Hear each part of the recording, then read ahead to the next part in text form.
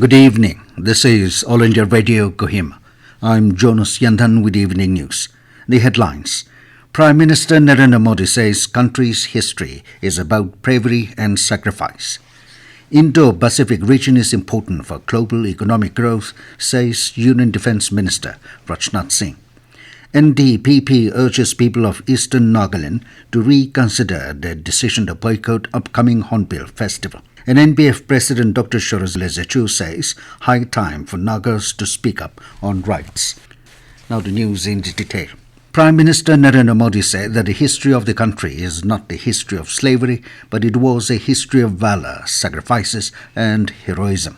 Modi said the people should change the wrongly written history after independence, but unfortunately that did not happen. He said the country is now rectifying the errors made after the end of British rule. Addressing the closing ceremony of the 400th birth anniversary celebration of Lachit Barphukan in New Delhi, Modi said that Lachit Barphukan was a great warrior of the country and taught us patriotism through his works. He said that our forefathers vehemently fought against foreign invaders, and due to their courage, our culture and civilization is alive. Modi said that no one defeated us through the power of swords, and Northeast region is the perfect example of it. Defence Minister Rajnath Singh has called upon the nations to work together to tackle the challenges posed by climate change, COVID pandemic and widespread deprivation. He said all the nations should take collective steps to surmount these challenges without being distracted by the destructive seduction of wars and conflicts. Addressing the Indo-Pacific Regional Dialogue 2022 in New Delhi today, Singh stressed on elevating the paradigm of collective security to a level of shared interest and shared security. He expressed belief that if security becomes a truly collective enterprise, then a beneficial global order can be created. The Nationalist Democratic Progressive Party, NDPP, has appealed to the leaders and people of Eastern Nagaland to reconsider their decision to boycott the upcoming Hornbill Festival. Noting that the state government has already agreed to address grievances raised by the Eastern Nagaland People's Organization, ENPO, the party urged the ENPO to join the rest of the state in celebrating the festival in unity and brotherhood. This was among resolutions adopted by NDPP during its consultative meeting today at Kohima. The party said Hornbill Festival has become a national and international platform to promote Naga entrepreneurs and products and has nothing to do with politics. It therefore urged the ENPO members not to deny such opportunity to the young denizens and upcoming entrepreneurs. It added, the very essence of the Hornbill Festival is to portray the unity in diversity of Nagaland, which needs the active participation and support of all its citizens.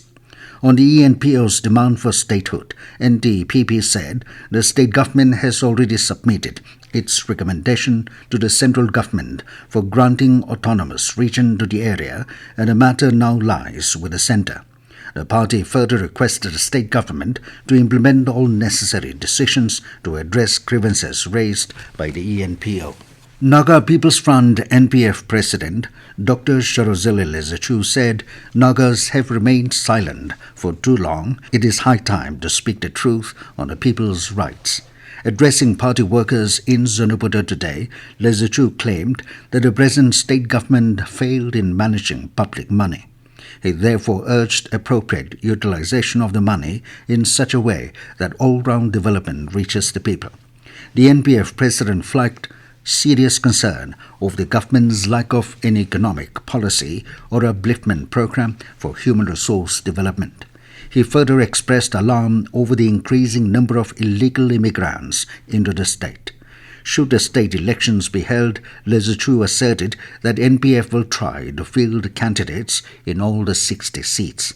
Meanwhile, NPF Working President Tenijo said the elections will be very crucial in deciding the future of the Naga people. Tenijo said, though many leaders shifted from one party to another, the state's development remained the same, and called upon all to be united and work to bring a corruption-free government.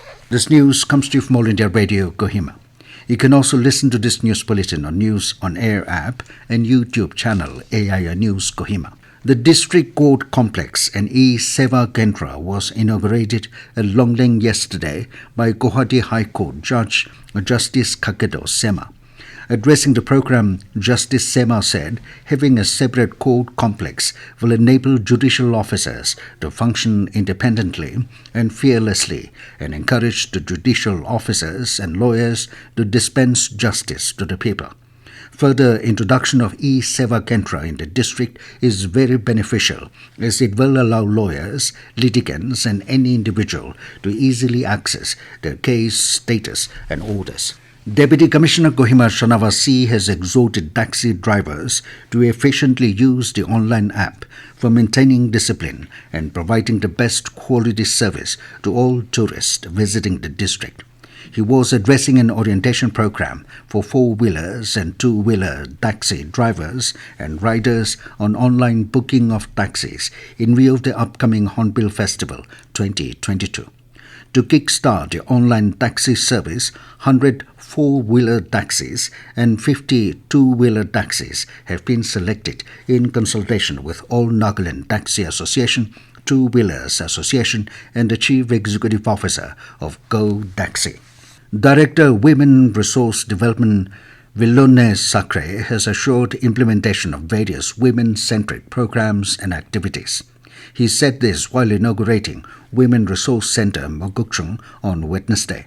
He said the activities will be executed according to the needs of the district in due course of time.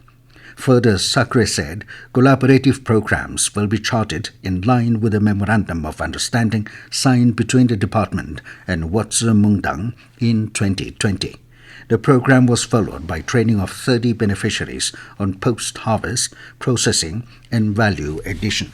In connection with the forthcoming general election to the Nagaland Legislative Assembly 2023, the State Chief Electoral Officer CEO today held a meeting with enforcement departments and agencies for assessing poll preparedness and ground situation.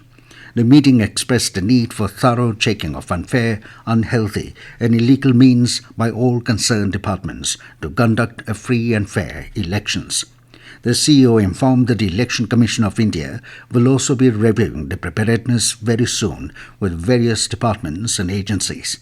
Meanwhile, the CEO also conducted a video conference yesterday with all the Deputy Commissioners, District Election Officers, Commissioner of Police Dimapur and Superintendents of Police regarding poll preparedness.